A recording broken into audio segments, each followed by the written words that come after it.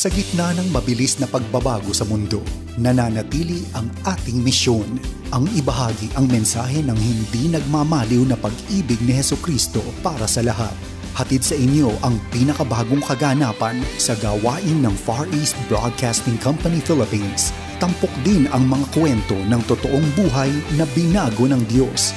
Narito si Dan Andrew Cura sa The President's Report. Isang linggo pa lamang ang nakakaraan nang ibinahagi ko sa inyo dito sa ating programa ang bunga ng ating shortwave broadcast, partikular na sa bansang Myanmar. Naku, napakaganda po ng patutuong yon. Kaya naman kung hindi mo ito napakinggan, abay maaari mo itong balikan sa ating video playlist. Checkin mo lang yung episode na ito. Ngunit huwag ka munang bumitiw dahil ibabahagi ko sa iyo ang tungkol sa buhay ng isa sa mga taong may malaking papel sa pagbubuo ng shortwave operations ng FEBC Philippines. Kaya naman samahan mo ako ngayon at sigurado akong magdudulot sa iyo to ng inspirasyon, ang buhay at patotoo ng dating FEBC Chief Engineer na si Francisco Frank Matias na tinatawag naming Tatay Frank. By the way, kung natutuwa ka sa iyong napapakinggan at napapanood, mag-like at mag-subscribe lamang sa ating channel para hindi mo malampasan yung mga bagong episodes kada linggo. At siyempre, welcome po sa lahat ng ating mga nakikinig sa radyo. Ako po ang inyong kaibigan, si Dan Andrew, at ito ang The President's Report.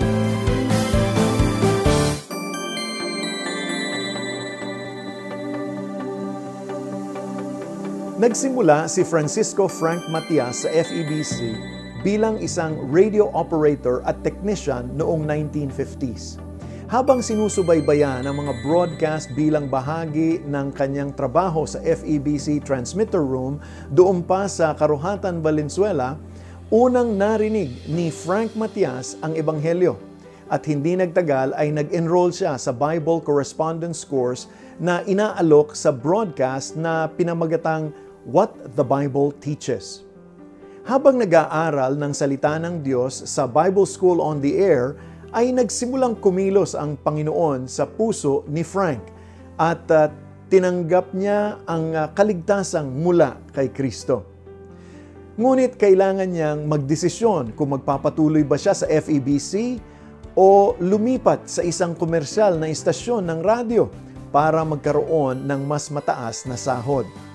Ang kanyang mga plano ay nagbago nang makita niya ang dedikasyon ng mga misyonerong kasama niya na nagtatrabaho sa stasyon.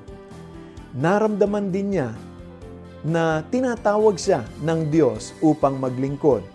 At ang kanyang tugon ay ialay ang kanyang buhay sa paglilingkod sa Panginoon gamit ang kanyang talento at karanasan sa radyo. Sa kanyang 28 taong karera bilang Chief Engineer ng FEBC Philippines, tumulong siya sa pagtatayo ng ilan sa mga lokal na stasyon ng radyo na nagsasahimpapawid pa rin hanggang sa ngayon sa mga lungsod ng Zamboanga, Davao, Bacolod, Cebu at Legazpi City sa Albay. Noong 1958, tumulong siya sa paglipat ng mga shortwave transmitter mula Karuhatan patungong bagong transmitter site sa Bukawi, Bulacan.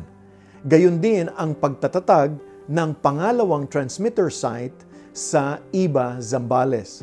Noong 1959, tumulong siya na mag-install ng unang high-powered transmitter na tinatawag ring Voice of Freedom dahil ito ang transmitter na ginamit na mag-broadcast mula sa San Francisco, USA noong ikalawang digmaang pandaigdig.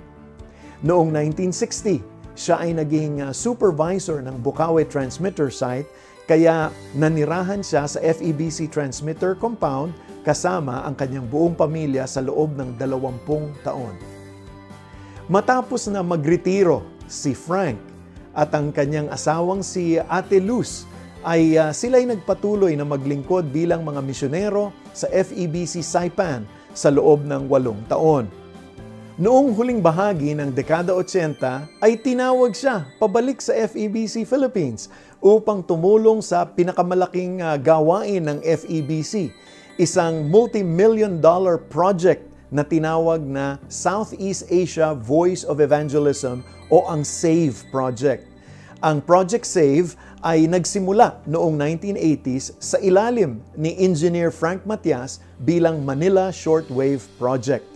Ang layunin nito ay palitan ang lumang mga broadcast equipment at magtayo ng mga bagong antena at transmitter para matiyak ang mas malinaw at mas malakas na signal ng radyo patungong China at iba pang bahagi ng Southeast Asia.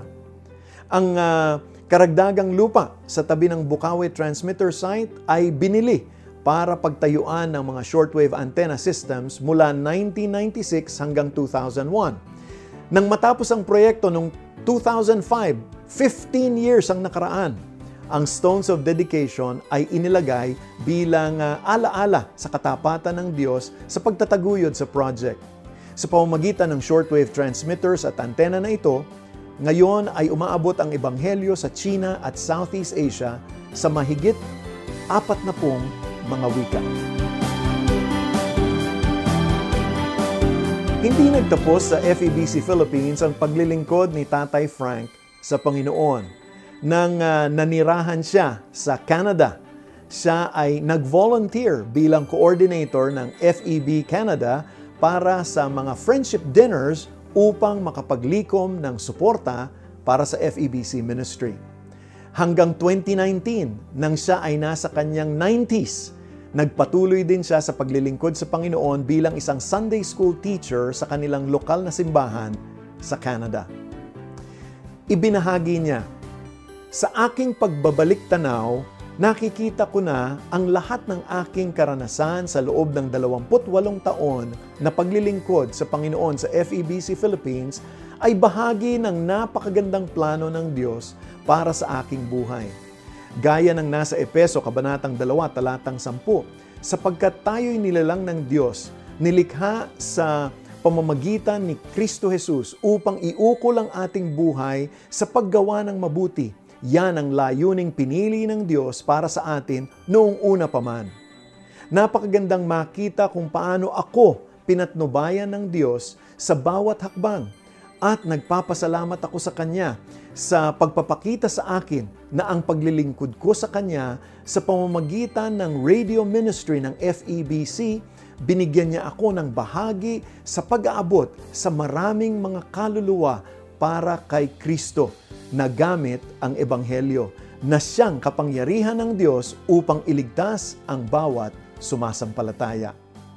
Noong November 20, 2021, sa edad na 97, si Tatay Frank ay namayapa sa Panginoon.